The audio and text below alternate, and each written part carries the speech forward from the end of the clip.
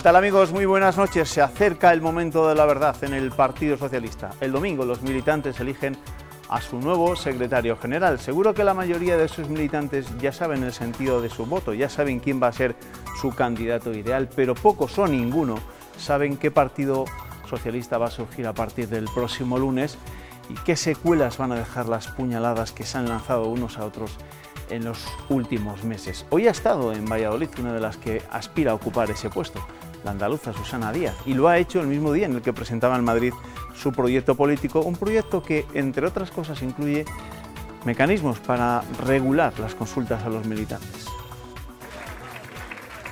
Susana Díaz ha pedido el voto en Valladolid. Yo no quiero el voto ni de los que insultan ni de los insultos. Yo quiero el voto del respeto de hombres y mujeres. Se ha comprometido a unir al partido y a representar a todas las generaciones en la dirección y aunque no ha pedido el voto por ser mujer, sí ha hecho de ello una diferencia. Que este partido no será igual a partir de que haya una mujer secretaria general, claro que no. ¿Por qué?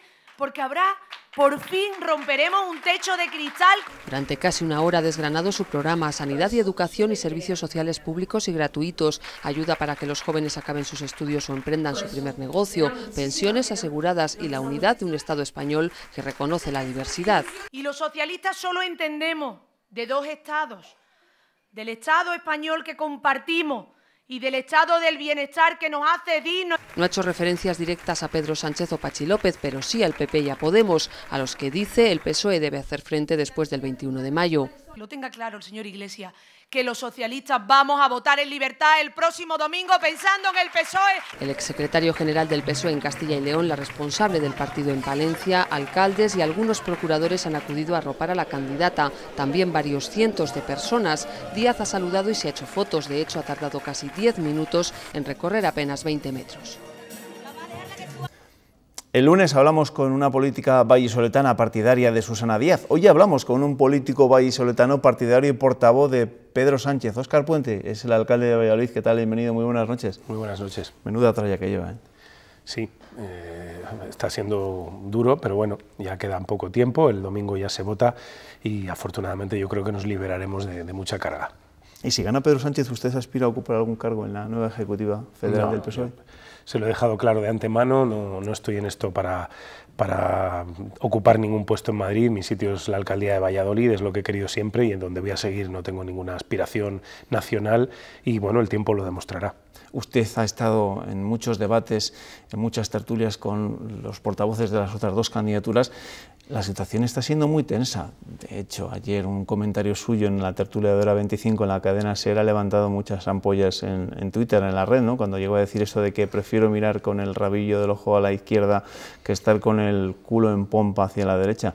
Le han llegado a llamar hasta homófobo. Bueno, son fundamentalmente los partidarios de Susana Díaz que lógicamente pues están escocidos con el comentario, ¿no? Cuando nos acusan de estar demasiado pendientes de la izquierda, pues la respuesta es obvia. Yo prefiero estar así que no en la posición indigna en la que en este momento está el Partido Socialista en relación con la derecha. Una derecha que bueno, pues está gobernando este país con las cotas de corrupción más altas de Europa, con un gobierno que se dedica a nombrar fiscales que no persigan la corrupción, sino que de alguna manera entorpezcan las investigaciones de los delitos que les afectan, y eso, quien lo ha facilitado es quien ha facilitado la conformación de un gobierno del Partido Popular. ¿Para usted Susana Díaz es la candidata de la derecha? Bueno, para mí no, lo es para todos los medios de comunicación que hacen encuestas. Es decir, ver a Luis María Ansón defendiendo la candidatura de Susana Díaz, pues es algo que es muy elocuente, ¿no?, de quién es la candidata Susana Díaz.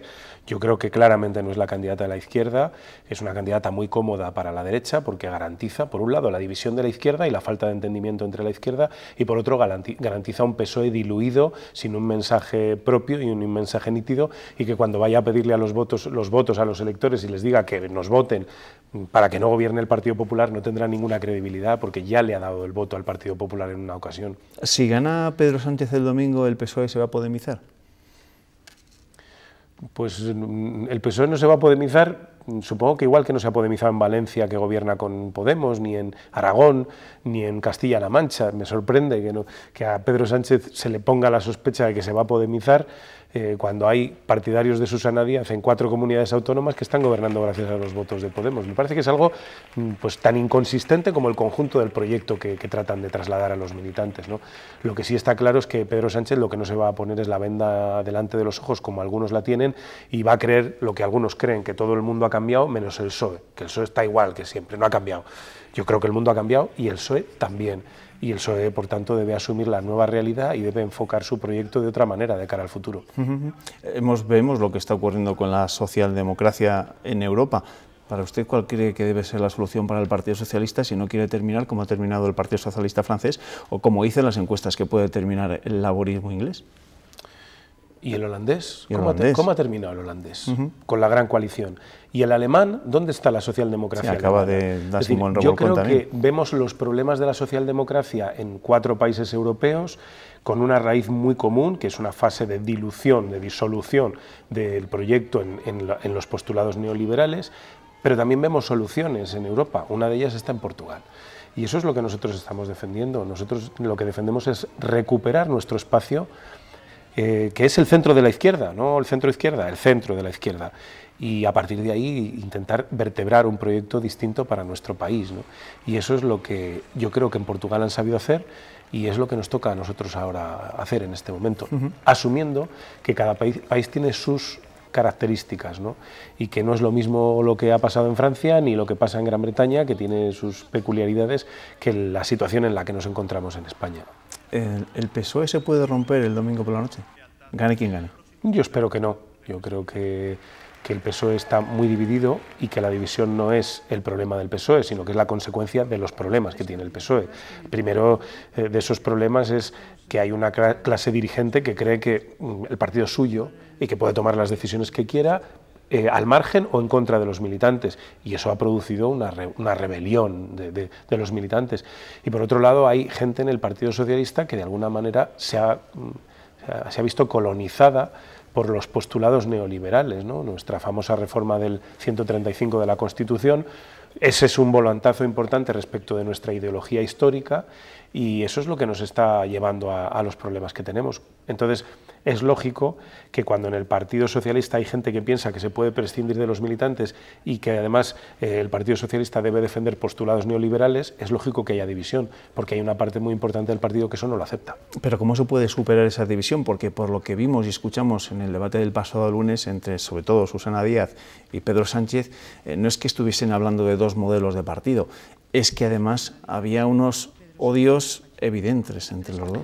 Yo creo que esto se soluciona votando el domingo, aceptando el resultado después, conformando un proyecto más participativo en el que los militantes tengan la oportunidad de contar más y de redefiniendo el proyecto político de una manera mucho más ajustada a lo que son los tiempos y a lo que son las necesidades que tiene en este momento el país, ¿no? Si esas 4 cosas se hacen, yo no veo ningún problema. Los procesos de confrontación interna de primaria siempre son cruentos, siempre tienen un componente personal que se mete ahí, cierta visceralidad. Pero yo creo que no hay ninguna razón para pensar que no vamos a ser capaces de recomponerlo igual que lo hemos hecho en otras ocasiones. En el debate del lunes dijo Patxi López, el tercero en discordia, que están como están porque se han dedicado a zurrarse entre ustedes y se han olvidado de zurrar al PP. ¿Lo comparte? No lo puedo compartir, entre otras cosas, porque si nos hemos estado zurrando, él formaba parte de una de las 2 partes que se zurraba. Ahora se ha puesto en plan árbitro, aunque yo creo que lo que realmente está haciendo es intentar ayudar a Susana Díaz a ganar, dividiendo el voto que podría aspirar a tener Pedro Sánchez, ¿no? Y yo creo que eso está cada día más claro. De hecho, la prueba de ello es que los militantes de buena fe que han creído en que su proyecto tenía algo de auténtico, cuando han visto los avales, se han empezado a apear de ahí. La primera que lo ha hecho públicamente es la propia presidenta Balear, que era el apoyo más importante que tenía y que ha dicho que no sigue, porque a donde conduce Patxi López es al mismo sitio al que conduce Susana Díaz, a intentar que Pedro Sánchez no sea secretario general. Pero Francis Armengol parece que siempre había sido partidaria de Pedro Sánchez, aunque es verdad que cuando se presentó Patxi sí que parece que optó por esa posibilidad. Claro, sí. Por eso yo siempre he dicho que el voto de Patxi es un voto que divide el voto de Pedro, y la prueba de ello es que sus principales apoyos han estado con Pedro y algunos de ellos están están regresando a apoyar a Pedro porque entienden, y esa apelación al voto útil que algunos critican es lo que ha hecho siempre este partido. Nosotros nos hemos presentado a las elecciones y les hemos dicho a los ciudadanos que el voto del Partido Socialista era el voto útil y que a lo mejor el voto a transformaciones lo único que contribuía era que al final quien se alzase con el triunfo fuese la derecha. Pues esto a nivel interno es lo mismo. El voto útil, si queremos cambiar el partido, es el voto a Pedro Sánchez. El voto a Pachi pues conduce a Susana de un modo u otro. O sea, ¿usted piensa que la candidatura de Pachi López, por así decirlo, es una candidatura también creada por el aparato, no sé si el aparato actual o el aparato pasado en el Partido Socialista, para intentar boicotear o impedir el triunfo de Sánchez? Hombre, teniendo en cuenta quienes le rodean, Óscar López, César Luena, Rodolfo Ares, en fin, son muy conocidos por los militantes, tanto de España como de Castilla y León, y bueno, las maniobras que suelen realizar pues son de todos conocidas, por tanto, no es ninguna tesis desnortada que eso pueda ser así, ¿no? Pero fue Pedro Sánchez el que primero que se dirigió, cuando se conocieron los resultados de los avales, el que se dirigió a Pachi López diciéndole que se fusionaran, porque al final compartían, por así decirlo, pues, lo que debe ser el Partido Socialista. Claro, esto es muy evidente, el proyecto es similar.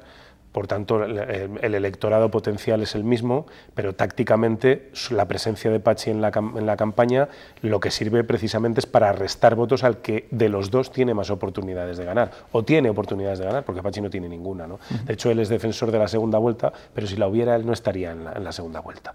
Por tanto, parece lógico que esa tesis de que la candidatura de Pachi para lo que sirve es para dividir el voto de Pedro y para facilitar la victoria de Susana, es una tesis que tiene toda la lógica del mundo, ¿no? Oye, aquí estamos hablando de Pachi López, le voy a lanzar la pregunta que lanzó él también en ese famoso debate a Pedro Sánchez, ¿qué es para Óscar Puente una nación? Bueno, pues para los partidarios de Pedro Sánchez. Este me parece que es un debate de Wikipedia, ¿no? Pero se han enzarzado mucho en ese tema, en las primarias del PSOE. Ayer Pepe Borrell escribía un artículo muy interesante sobre esto. Nación no es un concepto fácil de definir, pero yo creo que nación está bien claro, y al menos en el aspecto que Pedro Sánchez defiende, es una comunidad de seres humanos que se agrupan en torno a un territorio y a una serie de puntos de identidad en común, muchos de ellos, en este caso, de carácter cultural, como el idioma, como otra serie de circunstancias culturales, y a eso es a lo que se refiere Pedro cuando habla de Cataluña como nación, ¿no? Por eso emplea le añade el adjetivo de cultural, porque lo que no queremos de ninguna manera es lo que algunos han intentado hacer, que es interpretar que detrás del término nación va el término Estado.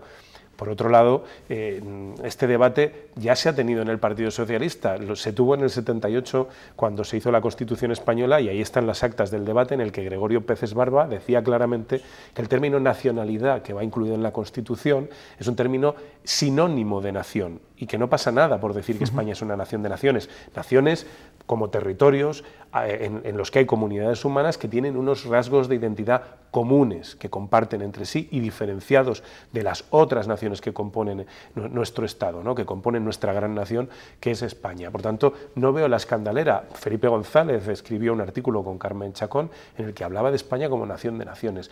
Y a mí lo que me parece es que es más honesto intentar resolver los problemas de encaje que tiene este país que tenemos de esta manera que con la chequera, como está haciendo Mariano Rajoy. Eso es algo que parece que, no sé, no escandaliza tanto a los votantes de derecha, que hablaban de bajada de pantalones cuando Zapatero negociaba los presupuestos con el PNV, y que ahora, pues no sé, están callados, ¿no? Yo creo que es mucho más honesto tratar de dar al país un encaje tratando de reconocer esas diferencias, que no con la chequera en el bolsillo. Claro, pero le pregunto este tema de las nacionalidades y naciones porque al final el debate puede resultar interesante en la medida en que cuando vimos la geografía de los avales, Pedro Sánchez ganó en muchas comunidades, pero arrasó sobre todo en las comunidades más nacionalistas. Bueno, no es así. Ganó en Cataluña, pero no ganó en el País Vasco. Y en Galicia sí ganó, pero bueno, tampoco ha arrasado, ¿no? Yo creo que hay una distribución. Pero en Cataluña, salvo en Cataluña. Bueno, es una de las razones a mayores para cuestionar el liderazgo de Susana Díaz, porque el PSC es lo último que nos queda a los socialistas como enganche con Cataluña. Y yo me atrevería a decir que a este país, ¿no? El Partido Popular tiene una presencia muy pequeña y el PSC es el único partido ahora yo creo que puede aportar ahí, que puede servir de nexo de unión, ¿no? Si el PSC se nos desconecta porque hay una candidata que evidentemente no gusta nada en Cataluña, que no ha llegado ni a los 1000 avales hasta ahora, pues hombre, yo creo que nos debe hacer reflexionar. Una candidata que fundamentalmente la mitad de sus apoyos los tiene en Andalucía y que fuera tiene una situación de debilidad muy clara, no creo que sea la mejor candidata para el Partido Socialista. ¿Castilla y León es de Pedro Sánchez? Aquí las diferencias... A tenor de los avales sí, ha habido más de 500 avales de diferencia, pero bueno, yo creo que Castilla y León no es de nadie, es de los militantes que lo que quieren es cambiar el partido y que viven un proceso completamente, yo veo que se hace mucha vinculación con los procesos provinciales y con el proceso regional, no, aquí estamos eligiendo al secretario general, próximo secretario general del PSOE, y los castellanos y leoneses yo creo que están muy en la línea de lo que creo que es el sentir conjunto de la militancia con la situación particular de Andalucía, ¿no? Que se equilibra bastante el marco, pero en general yo creo que la situación es favorable a Pedro Sánchez. ¿En qué situación cree usted que quedan algunos dirigentes históricos del Partido Socialista? Felipe González, el propio José Luis Rodríguez Zapatero, que desde el minuto 1 se han posicionado al lado de Susana Díaz. ¿En qué situación quedan si el que gana al final es Pedro Sánchez?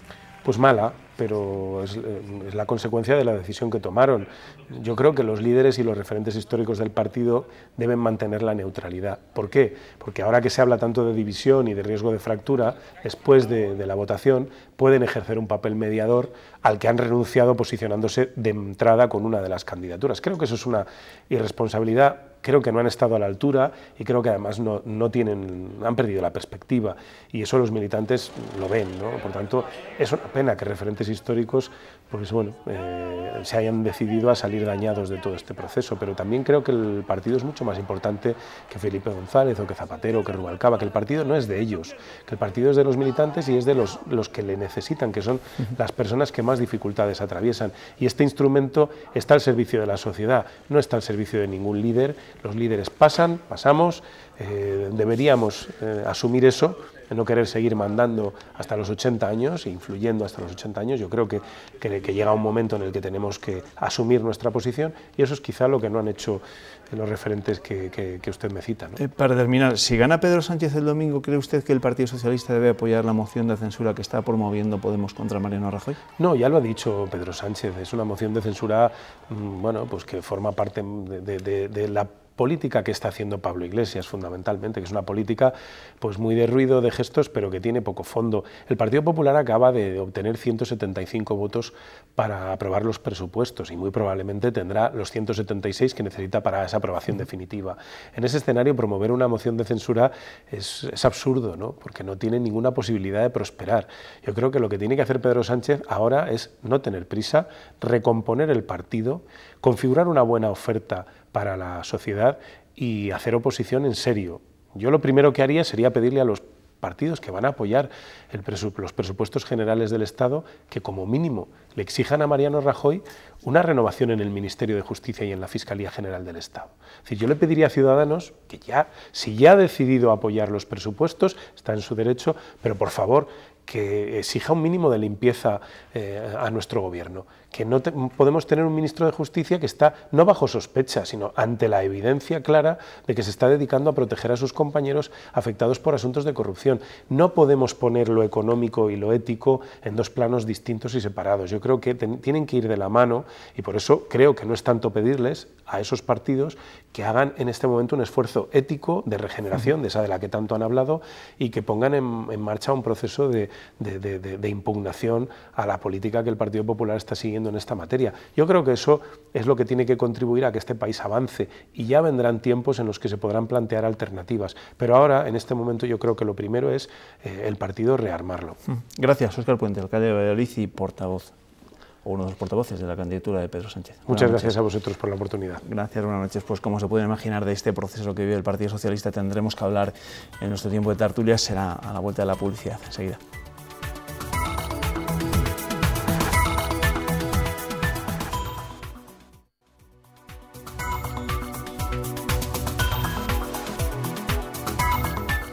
Retomamos el tiempo dedicado a la actualidad y, como hemos dicho en la primera parte de nuestro informativo durante la entrevista al alcalde de Valladolid, Óscar Puente, portavoz de la candidatura de Pedro Sánchez, también aquí vamos a hablar de las primarias en el Partido Socialista. Vamos a empezar presentándoles en primer lugar a mis tertulianos de esta noche. Luis Mi Torres, ¿qué tal? Bienvenido, buenas noches. Hola, buenas noches. Cayo Sastre, ¿qué tal? Bienvenido, buenas noches. Hola, ¿qué tal? Buenas noches. Antes de ocuparnos de esas primarias en el PSOE, Ernesto viene con los titulares de la prensa regional. Ernesto, ¿qué tal? Bienvenido. Buenas Seguro noches. que algunos reservan la foto de portada quizá la visita de Susana Díaz a Valladolid. Sí, porque todavía no viene el hueco. Elegida. Mira, el norte de Castilla titula en su primera que los municipios se enfrentan a tener que devolver 10.000 millones de las plusvalías, como consecuencia de la sentencia del Tribunal Constitucional que anula este tributo si no hay ganancia en la venta de los inmuebles.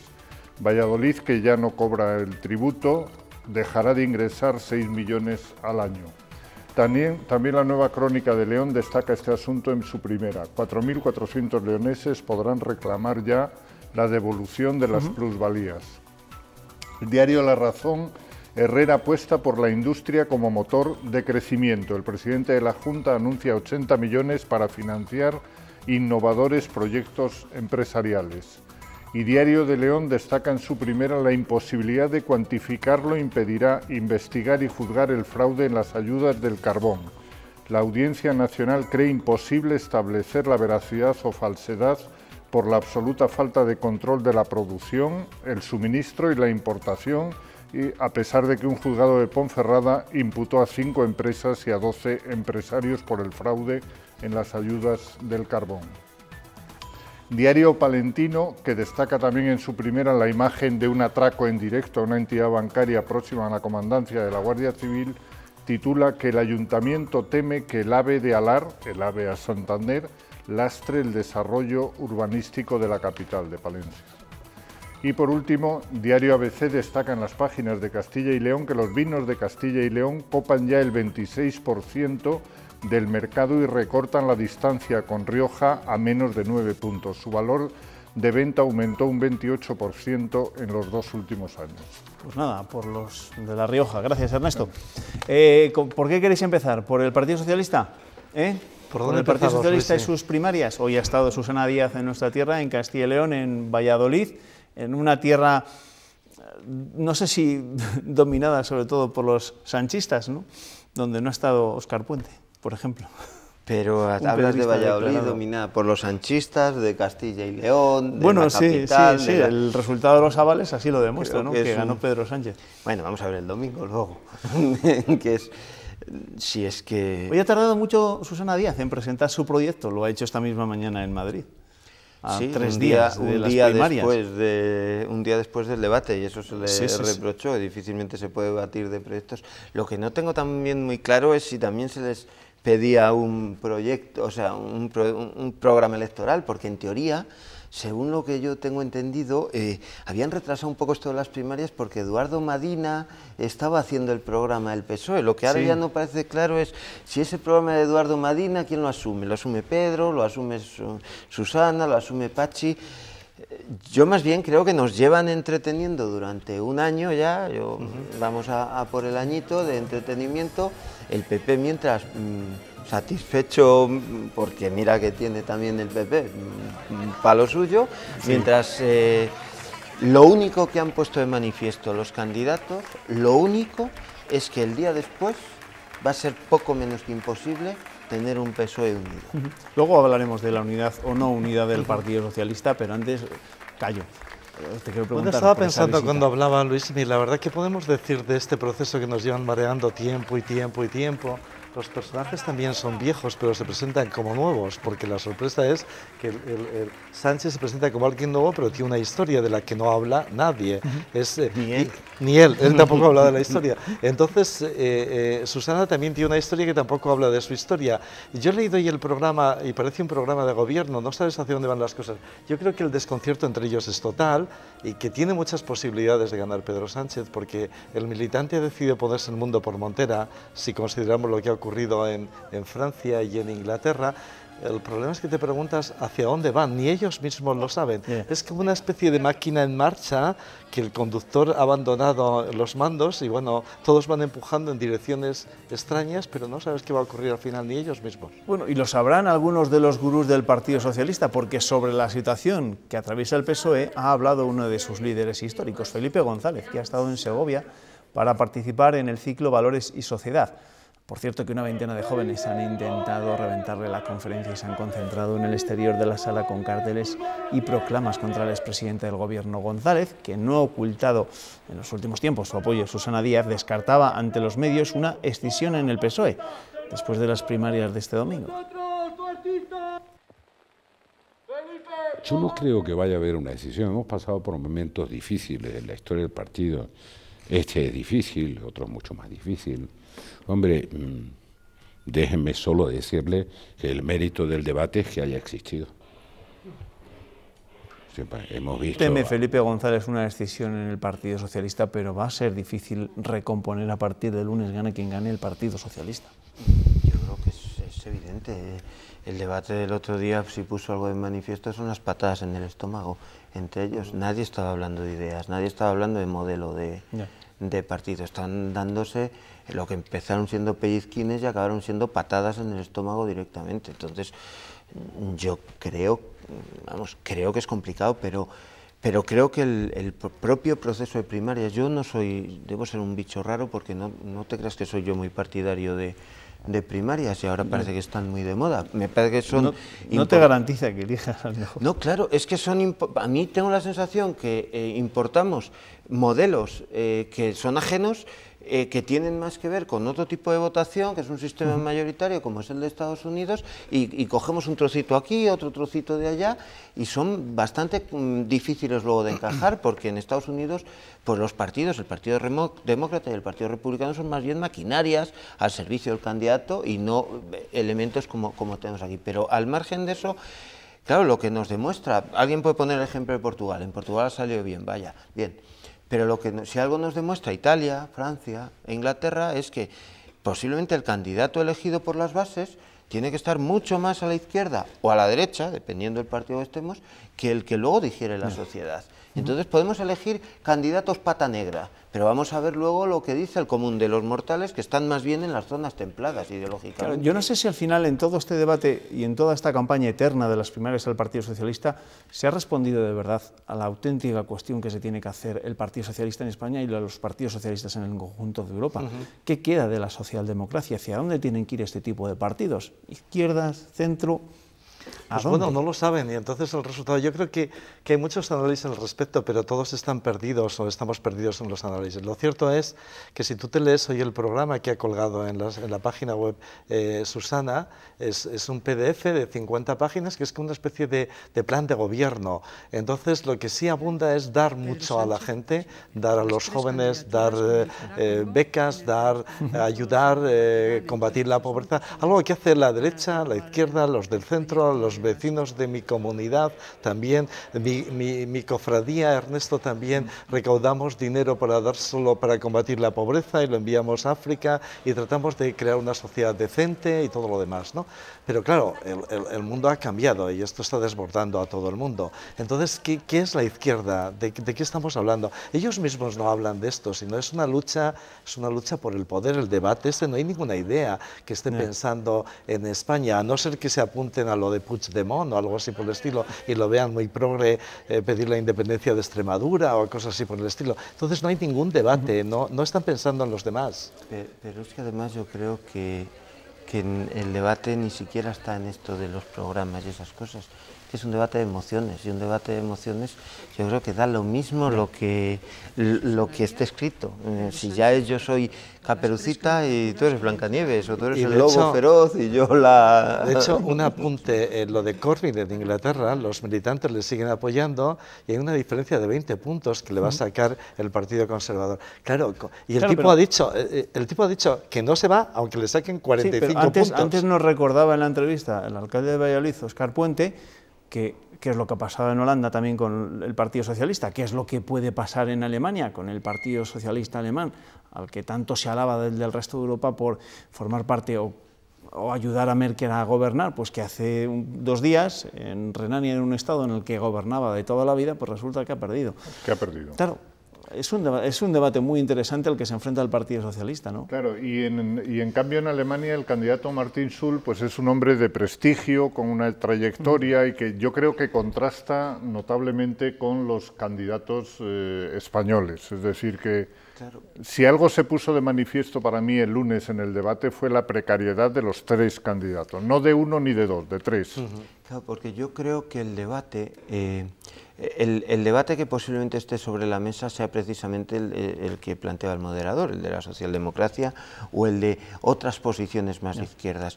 Yo creo que hay terreno y es evidente que la posibilidad de tener un Estado o un gobierno fuerte que sirva de contrapeso a los intereses de grandes conglomerados económicos es muy interesante.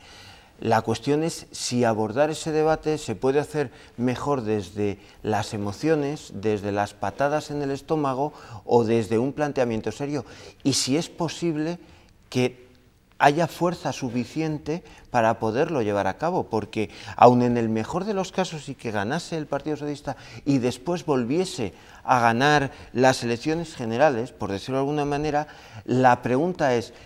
¿Hay fuerzas suficientes o sería con fuerza suficiente para poder plantear este tipo de cuestiones encima de la mesa? Bueno, pues durante los próximos días no vamos a salir de muchas dudas, pero al menos el domingo nos despejaremos una de las gordas. ¿Quién va a ser el nuevo secretaria general del Partido Socialista? En la política autonómica, hoy es noticia la tercera comisión de investigación que se pone en marcha esta legislatura, la de las cajas. Lo que todavía no sabemos es quién la presidirá, porque no se ha cerrado el acuerdo entre los grupos, aunque el único que ha mostrado su intención de presidirla es el portavoz de Podemos, Pablo Fernández.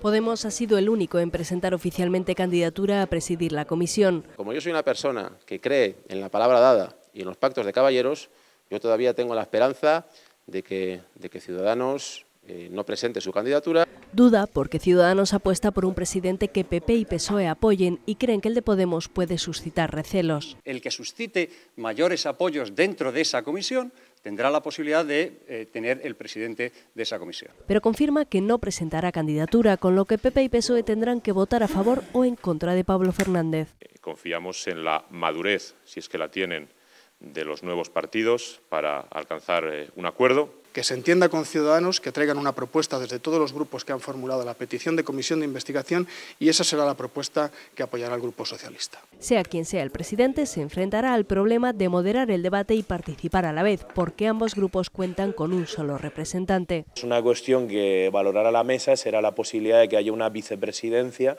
Los portavoces han conocido además una nueva prórroga para la presentación de enmiendas a una ya más que aplazada ley de mapas rurales. Pues avecina otra comisión de investigación en las Cortes de Castilla y León. ¿Habrá algún problema al final para elegir al presidente? ¿O será Pablo Fernández? ¿Le podemos? Yo lo que creo es que todo el mundo, si hay algo que me parece que en las Cortes no está acabando de cogerse el punto, es que dado este juego de mayorías, todos tienen que pactar. Y cuando digo todos, digo, se le reprocha al PP que trabaja en clave de mayoría absoluta. Pero es que la oposición no está dando ejemplos de también cintura para pactar. Yo no sé si el candidato de Podemos es un candidato, entre comillas, digerible para el Partido Popular. Lo que sí sé es que sin la anuencia del Partido Popular es muy complicado que salga la presidencia. Entonces, en ese juego, que decidan. Bueno, y luego está la segunda parte, que es las comisiones de investigación, ¿no? Porque estamos acostumbrados a la no existencia... ¿Para qué sirven, dices? No, ¿para qué sirven? Para todo menos para investigar. Bueno, para establecer, Luis me ha contado una anécdota antes de entrar, entonces para establecer la verdad. Por mayoría. Por mayoría. Entonces, o sea, que la verdad es cuestión de mayoría. Entonces, sí. La verdad es cuestión de mayorías. Caray. Muchos creen que no existe la ley de gravedad. No existe. Claro, bueno, ahí la anécdota es una cuestión que ocurrió en el siglo XIX en Indiana, en Estados Unidos, en el que el Parlamento autonómico allí, el Parlamento estatal, decidió que el número pi a partir de ese momento iba a medir 320. No, iba a valer 320. Daba lo mismo los cálculos matemáticos y la historia. Y ganó.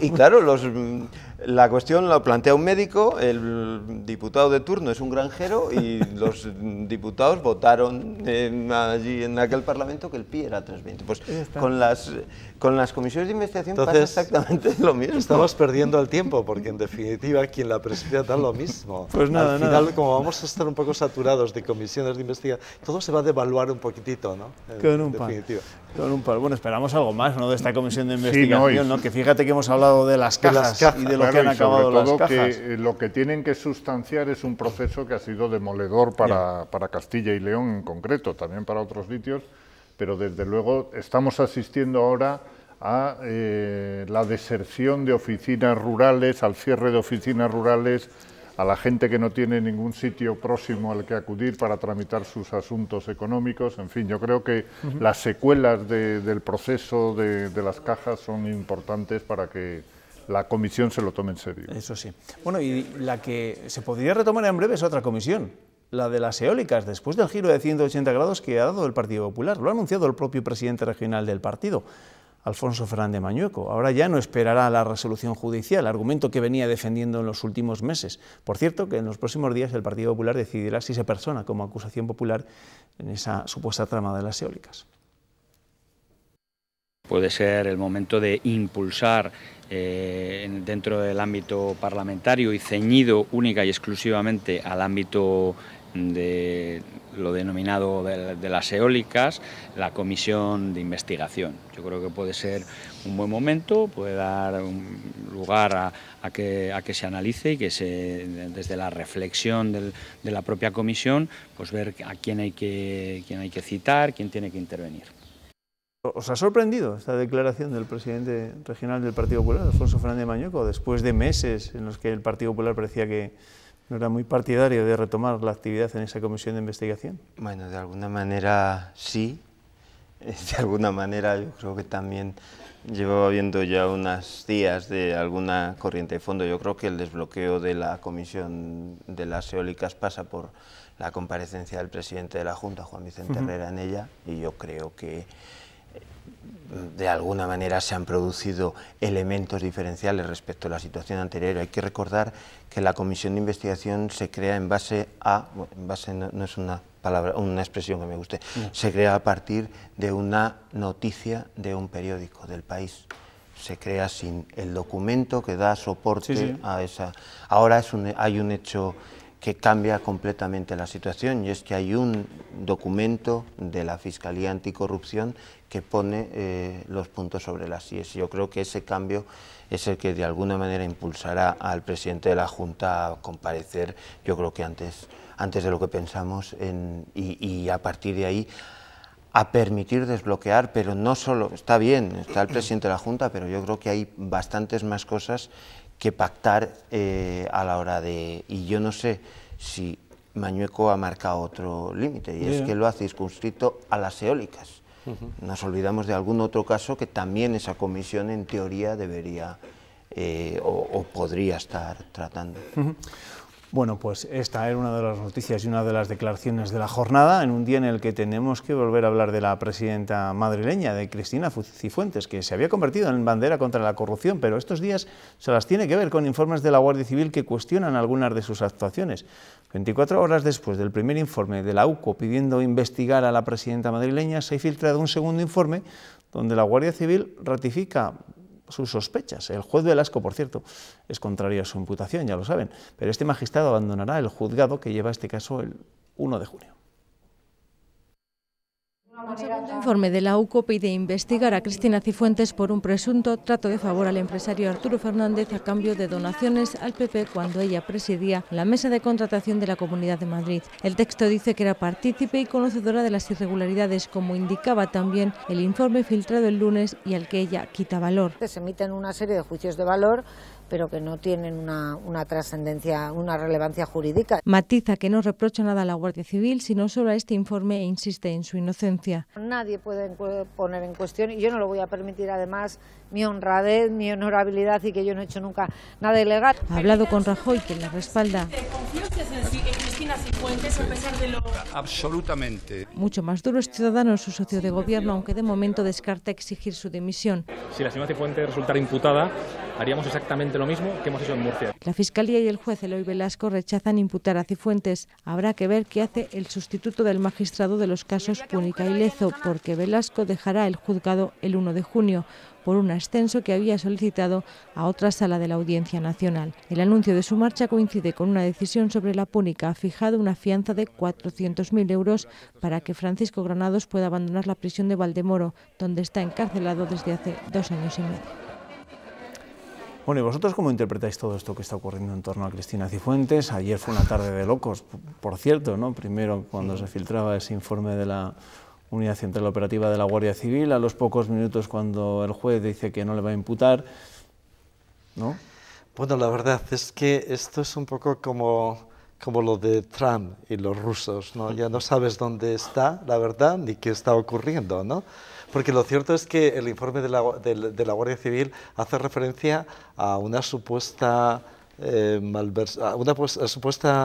¿cómo se llama? Una adjudicación. Una adjudicación que, bueno, yo creo que el 40% de la población debería estar imputada, o sea, literalmente se hurgan un poco en todo esto, ¿no? Y estaba pensando, es un poco como lo de las comisiones de investigación, es como una especie de juego político, de una especie de gran plató en el que es como una comedia de enredo, en definitiva. Entonces no sabes a quién creer, el ciudadano como tal, aun siguiendo las noticias. Luis, me estarás conmigo. Y después faltan estos jueces y lo que se filtra y lo que se dice. Entonces, si le preguntas a alguien de qué está ocurriendo al final, tiene dificultades para saber, porque es una comedia de enredo al final, ¿no? No estoy siendo serio un poco con el análisis, pero es que lo que queda es esto. O sea, la gente ya no tiene miedo a las comisiones de investigación, pueden montar 40 porque van a montar sobre la financiación del PP, sobre la financiación de Podemos, es como un gran espectáculo, es los medios, los jueces. Entonces me preguntas, ¿qué ocurre? Pues bueno, lo que dice la OCU es de chiste referido a Cifuentes, sinceramente. La OCU, perdón, sí. No, no, perdón, es la UCU, no, la UCO. La UCO, ya, exactamente. Claro, o la UDEF, ¿o qué es esto? No, eso es lo de Pujol. Lo de Pujol, ¿qué coño es? Yo creo que en este juego, pues yo creo que sí que es un juego de alta política, pero de muy baja política. No nos acabamos de poner de acuerdo de dónde está el nivel. Entonces, hemos pasado de que fuese condenado a que fuese llevado a juicio oral, luego estaba en imputados, y ahora ya no es ni necesario que el juez determine, ya lo hemos visto con otros casos, ya basta con que alguien de la Guardia Civil, de la policía, pero vete tú a saber, dentro de nada será el informe de la OCU, de la Organización de Consumidores, el que se mide para determinar las responsabilidades políticas. ¿Por qué? Yo creo que porque hay una sospecha generalizada sobre todo lo que huela a política, y eso sí debería preocuparles a los políticos, a todos, porque de ahí a las soluciones fantásticas y al populismo y a los fascismos y a todo eso hay un paso muy suelto. Y luego, pues hombre, yo creo que esta lodazal en el que está especialmente el Partido Popular de Madrid se está llevando por delante el crédito que de alguna manera podía haber alcanzado de casi todos los estamentos judiciales, de la Fiscalía, de los jueces, de tal manera que la gente no sabe en quién confiar. Y de los políticos, pero los políticos incluidos los de la oposición. Pero me hace mucha gracia, porque, y es una metáfora que hemos hablado antes, es como lo del Titanic. Me hace mucha gracia porque eso es obvio, pero los que tienen responsabilidad, en este caso el gobierno, siguen tocando el violín y el Titanic se hunde, pero ellos, mientras el agua no les llegue a sus rodillas... Bueno, pero estos casos están marcando, o han marcado de hecho la agenda en el Congreso durante los últimos días, ¿no? Porque evidentemente, esta mañana que ha habido sesión de control al Gobierno en el Congreso, Mariano Rajoy ha tenido que defender al ministro de Justicia, al fiscal general del Estado y al fiscal jefe anticorrupción. Los tres, les recuerdo, reprobados ayer por toda la oposición por sus supuestas injerencias en la operación Lezo. Después de la triple reprobación en el Congreso del ministro de Justicia, el fiscal general del Estado y el fiscal anticorrupción... ¿Usted considera que mantenerles en sus puestos es positivo para la credibilidad de la justicia. Contesto que sí, tengo plena confianza en las personas a las que usted ha hecho referencia. Ha ocurrido en una sesión en la que la oposición ha pedido que Rajoy no declare por videoconferencia como testigo en el juicio del caso Gürtel. Sea fuerte, dé la cara ante el tribunal y olvídese del plasma. Creo que lo más importante en esta materia de lucha contra la corrupción en estos momentos es que el próximo domingo, día 21, llegue su Pentecostés y dejen de hacer méritos para que gane uno y no pierda otro. Mucha gente podrá pensar que lo que están ustedes intentando es evitar la foto del presidente de gobierno de este país yendo a la Audiencia Nacional. Que ni siquiera le creen su discurso en sus propias filas, porque el 82% de sus militantes, eso de la moción de censura del señor Iglesias, les han dicho claramente y en un idioma, el único que ustedes entienden, que se la refanfinflan. Ciudadanos ha exigido al Gobierno que suprima los aforamientos para políticos. No tengan ustedes miedo y no diga que esto es un lío, porque el lío es el que tienen ustedes montado. No por mucho madrugar amanece más temprano y si va usted muy rápido corre el riesgo de estrellarse. Rajoy no cierra la puerta, pero dice que la supresión de aforamientos requiere un estudio previo sobre cuáles hay que eliminar y cómo. Bueno, pues así están las cosas. Solo una pequeña reflexión. Ayer preguntaba a mis tertulianos si tenía que dimitir Rafael Catalá, el ministro de Justicia, después de ser reprobado en el Congreso por más de 207 diputados. Lo sorprendente es que no haya ninguna ley que cuando haya una reprobación de la mayoría de la Cámara tenga que cesar el ministro. Pues creo que no, porque la práctica creo que no porque sea catalán, sino simplemente no creo que nadie deba dimitir por este espectáculo del Parlamento, para nada. Lo considero que es un espectáculo, no sé, bueno, nada de otra cosa. Hombre, pues también la representación de la soberanía popular, no nos olvidemos. Sí, pero bueno, es que el día siguiente está el de Economía reprobado, es que esto puede no terminar nunca, ¿no? Creo que no, insisto, porque hay mucho de espectáculo político en todo esto, no hay otra cosa. La oposición no tiene otra cosa en la que... ¿De qué va a hablar? ¿De economía? ¿De los presupuestos? Vosotros de momento no habléis de nada más, que nos tenemos que marchar. Cayo, gracias, feliz semana. Encantado, gracias. No os he preguntado por ninguna porra para el domingo. Mejor. Si no he ganado una quiniela nunca, voy a ganar yo una porra ahora. Gracias. Ernesto, aquí te espero mañana, ¿vale? Hasta mañana. Hasta mañana, y ustedes también, pero antes les recuerdo, a las 7:30 de la mañana Pilar Ruiz nos va a contar cómo se despierta este jueves Castilla y León. Gracias amigos por su compañía, que descansen.